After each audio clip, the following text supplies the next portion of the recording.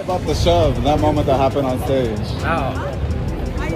I'm turning it on right now. Right? Yeah. Did it make you want to go harder for the 13? I don't know, but made me feel more psyched.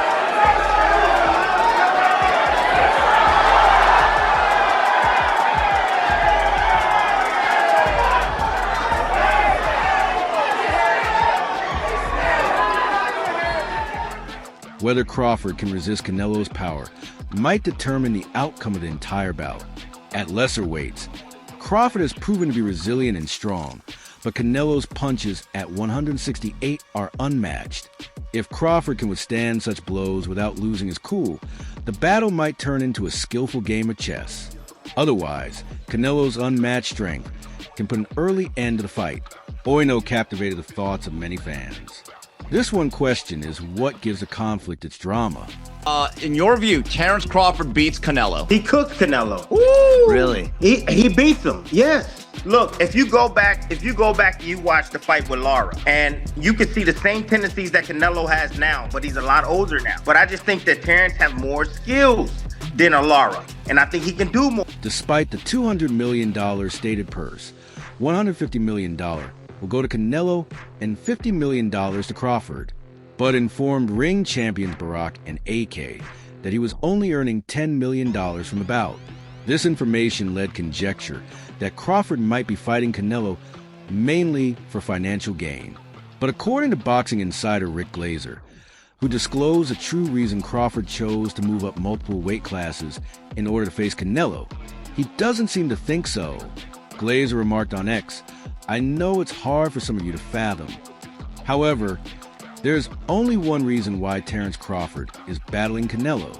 It has to do with legacy."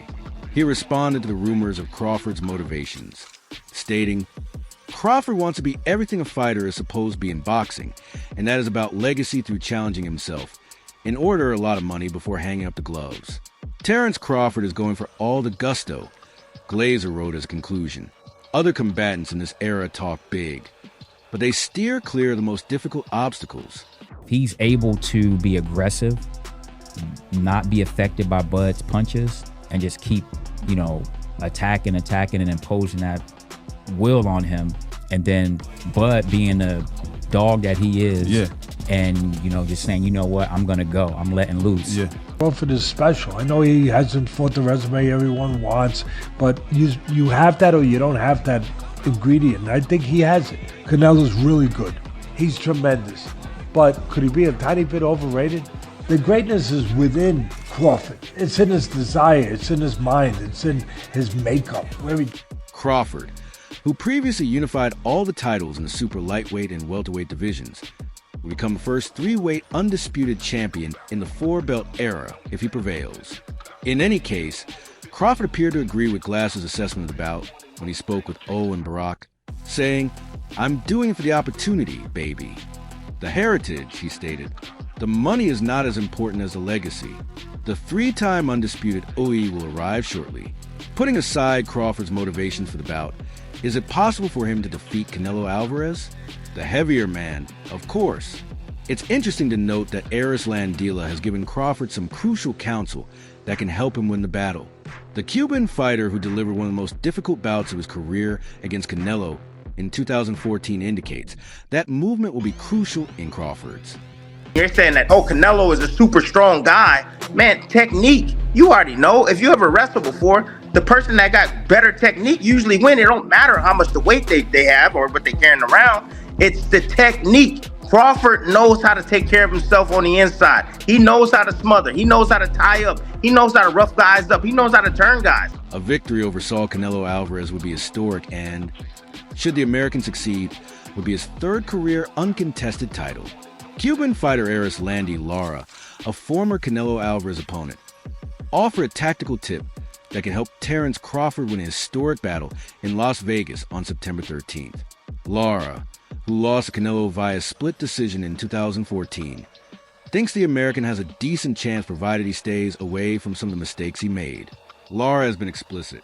Crawford needs to stay on the move and keep the Mexican from hitting in the arms if he wants to defeat Canelo. He's tremendous. But could he be a tiny bit overrated? The greatness is within Crawford. It's in his desire, it's in his mind, it's in his makeup, where he came from. I know he's moving up in weight class, can he carry it, but those intangibles. Acknowledge that the judges were able to give preference to Alvarez, who was more aggressive and delivered the stronger blows, because his defensive strategy was too passive. Lara asserts that it's crucial to prevent Canelo from using his physical strength, particularly in the early going. Crawford, who is renowned for his technical proficiency and stance-changing abilities, may mimic Lara's strategy with more vigor and accuracy. Even while Lara thinks the plan can succeed, he cautions that he must avoid becoming as cautious as he was in 2014. The public and courts at the time found his Tom and Jerry approach, as some detractors refer to it, to be evasive and unappealing. Crawford risks losing important points in the support of the Allegiant Stadium crowd if he chooses to sprint excessively. I equals EALVMQPGVBPP. I think that can change the effect on Bud, and I think that will be the way that Alvarez can win that fight. Yeah, good. Yeah, so what do you think? Obviously, if Bud remains slick, what outside of that could cause Canelo to... Conflicts that go unresolved are not tolerated in Las Vegas. Additionally, Crawford cannot afford to let the $50 million purse down. Events promoter Turki Alalshik has positioned the bout as the fight of the century, increasing the expectation on both boxers to deliver an unforgettable performance. Lara added that his approach was comparable to the one William Skull just employed against Canelo, but it was equally unsuccessful. The Mexican was able to connect the most important blows and establish his rhythm on both occasions. For this reason, a barrier must be present when moving, something that, in order to have a genuine chance, Crawford will need a balance. Lara acknowledged both Crawford's tactical acumen and Canelo's current strength, saying it's a 50-50 fight. Over the course of 12 rounds, the American must demonstrate that he can withstand the Mexican's might without losing initiative or effectiveness. After 7 rounds, he starts to fade a little bit. We've seen that with Bivol. We've seen it in a lot of his fights with Triple G. When Canelo could control the fight and the ring generalship, he could fight 12 rounds pretty good. But when Canelo gets pushed early on in the fight, he starts to fade muscle. Terence Crawford received straightforward guidance from Eris Landera. Avoid arm punches, move, and don't make the same error becoming overly defensive. He stands a decent chance of defeating Canelo Alvarez in one of the year's most anticipated bouts if he can mix agility and aggression. The Omaha boxer must make the two-weight divisions jump comfortably in order to keep his form, as advised by a former Canelo opponent his quickness and deft motions. Alvarez's advantage in the weight department may not be a major concern for Crawford due to a certain quality. For his 41-fight career, Chris Algier, the former WBO super lightweight champion, has been a tremendous fan of Bud and is well aware of what sets him apart from the Mexican. Bud is one of those guys. He just locks in. Especially when you doubt him. So yeah, it's a really interesting matchup. I think of it more from psychological than anything, because on paper it's like, yeah, but he's super middleweight. He went up 3. Now Terence is going up 3 weight classes. He had a little trouble with Majima. So on paper it's like, yeah, of course it's Canelo. But when you think about it from a psychological standpoint, it's like, I don't know, man. He understands weight distribution, man.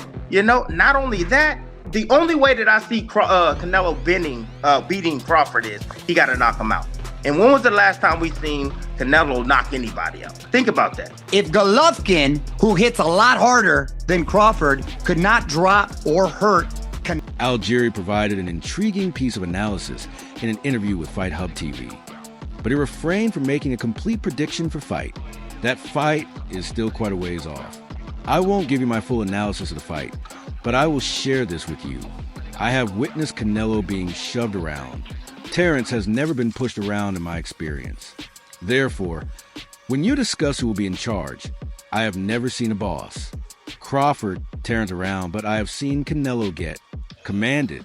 And for now, that's it. Subscribe to our YouTube channel to stay up to date on the latest news, events, moments, and activities in the boxing world.